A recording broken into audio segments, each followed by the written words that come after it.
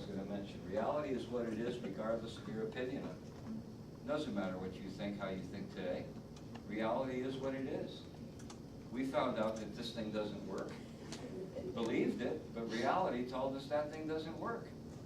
And so we keep going through these periods of finding out all the things that don't work. Okay? So we know they all don't work. What does work? Okay, here's what works.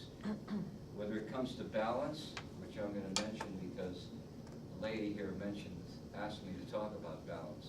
Most people think that when they get older, when they lose their balance, their equilibrium is off. That's not the case. I've been doing this for years. That's never the case. Now, it is the case if you're not used to bending over, you'll get dizzy when you bend. You know, if you're not used to bending over like this and you stay here for a while, when you get up, you're going to get a little dizzy. The same as if you spun around when you were a kid, you're going to get a little dizzy. But if you don't do it regularly, it's going to get worse. So you let yourself get dizzy a little bit, you know, move it around. But as far as your balance goes, it has nothing to do with that. It has to do with your deteriorating hip strength.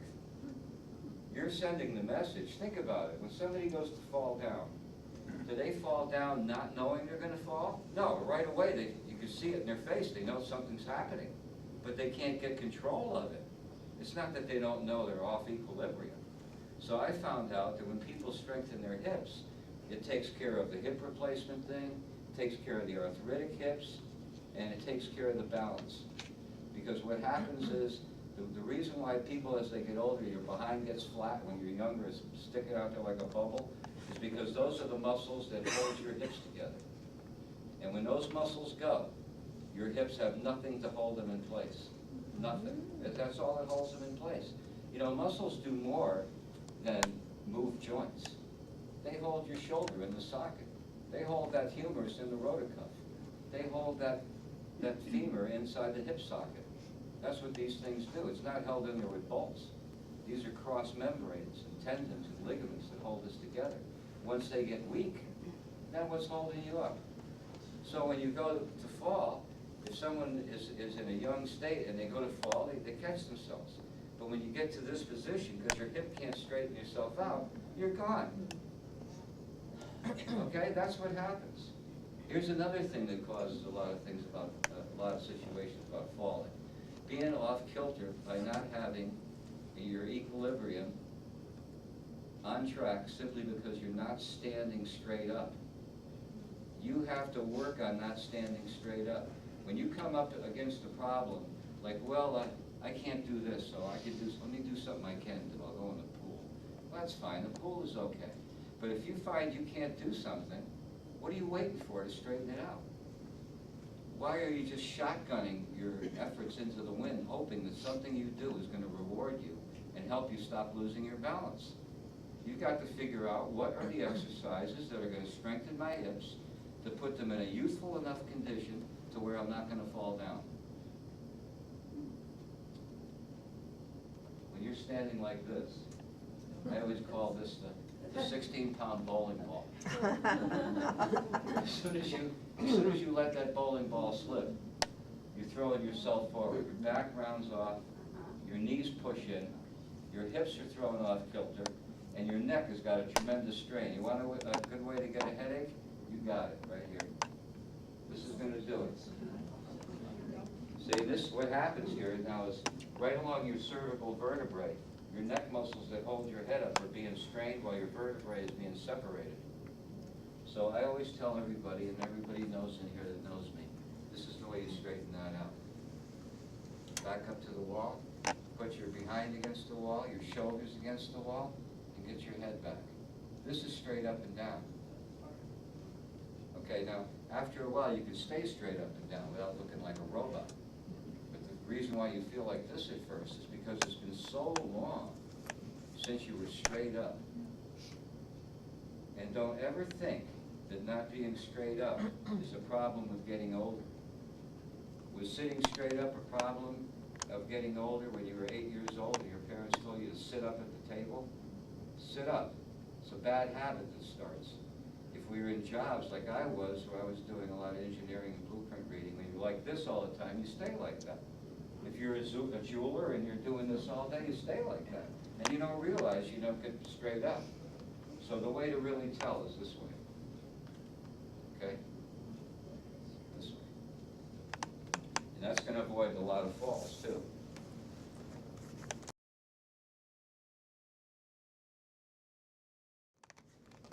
Okay, so what happens to our body as we age and why?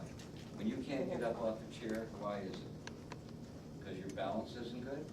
Because you don't have enough flexibility? You can't get up off the chair because your muscles are deteriorated. Your muscles are gone. And if you don't start looking at that in a right way, you take, for example, look, I'm going to tell you a story, and I think you guys all can relate to this. A few years ago, when I was a teenager, they were telling people, avoid heavy exercise because it will compress your spine. You know, you have disc problems, things like that. But what's the last 2 years? What are they telling you? Rena? Exercise. Weight-bearing exercise. Okay, there's another one 30 years behind, you know. Meanwhile, that's great, they know that now, but what have we been doing for 30 years? That's what I always say about Mazzola. When Mazzola came out, it was God's gift. Now, 2 years ago, we're absolutely sure it's the worst source of trans fats that you could have. All right, so you wait for everybody to catch up. Meanwhile, you got 30 years of margarine in your body. You know, so if you get a little ahead of the game, then you don't have 30 years of margarine in your body. You don't have the proper perspective of working out. Years ago, when there was therapy, they never gave you any weight exercises. Nobody did give you weight exercises in therapy, whatever therapy there was. It was always something else, you know, something more suitable for everyone. But now everything is weight-bearing exercises because they realize that to get that joint, the tendons and ligaments back, you have to do weight-bearing exercises. All right, so what's been happening all these years?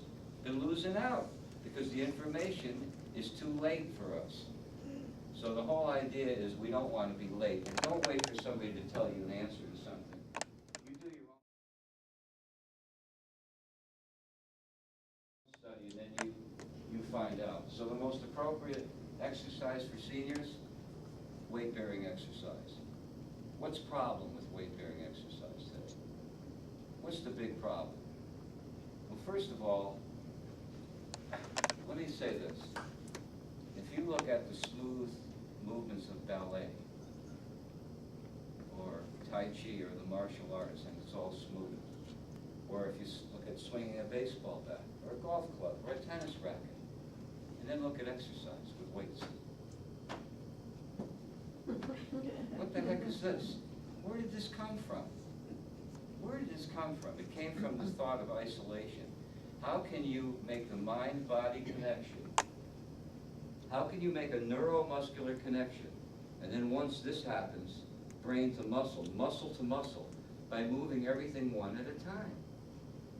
So what's happened is, we've done that. We've done this isolation thing where we don't allow the body to smoothly move.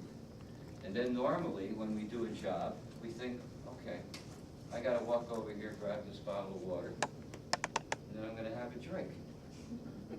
We don't think, well, let me see, I'm gonna put my left foot out, my right foot out, my left foot, I'm gonna reach my hand over, open my fingers, grab the bottle. If they tell you, concentrate on your bicep. If you do a job that involves your bicep, what do you gotta think about it for? So what happens is, the most beneficial exercise has just been turned into a totally innocuous movement because you didn't allow one of the prime things that happens when you get older to get fixed, and that is the neuromuscular connection, where you have to learn these coordinated movements. I find that when I train people, that a lot of times people did, you know, I have this stick, just a stick, it's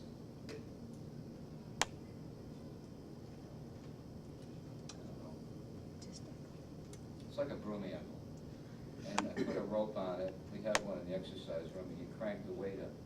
Do you know that 50% of the people I started to train can't go right, left, right, left, right, left? They can't. They'll end up, you know, getting mixed up because you lose that coordination. Why do you lose it? Because you're old? No, because you don't use it. And then we learn how to be more efficient. And I talk about this efficiency in movement, where we learn, for example, as I've mentioned to Sperry and Nikki, to use the mirrors on our car. See ya. Oh, we can look here. You see who's coming over there. See, it might even have a TV in the back. Hey, you can look in the TV screen, see who's in the back of you. But when somebody calls you, you turn this way. Because you never turn your neck. And then you wonder why your neck is stiff.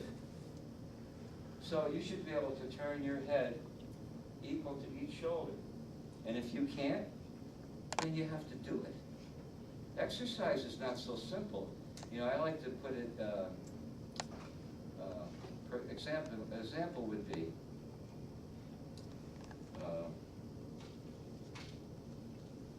taking a college course for law. And you want to be a lawyer. And so you select all those courses that will make you a lawyer. But they're not even fun. They're no fun. You want to take a liberal arts course. So you go to your parents and you say, I took a liberal arts course. And they go, well, that's nice. That'll help you. It's not going to help you be a lawyer, but it's going to help you somewhere in your career. And that's the way I feel about all exercise, other than the ones that are most important for each individual. It's nice you do that. And a lot of it is very beneficial. Mindy's class is a very beneficial class.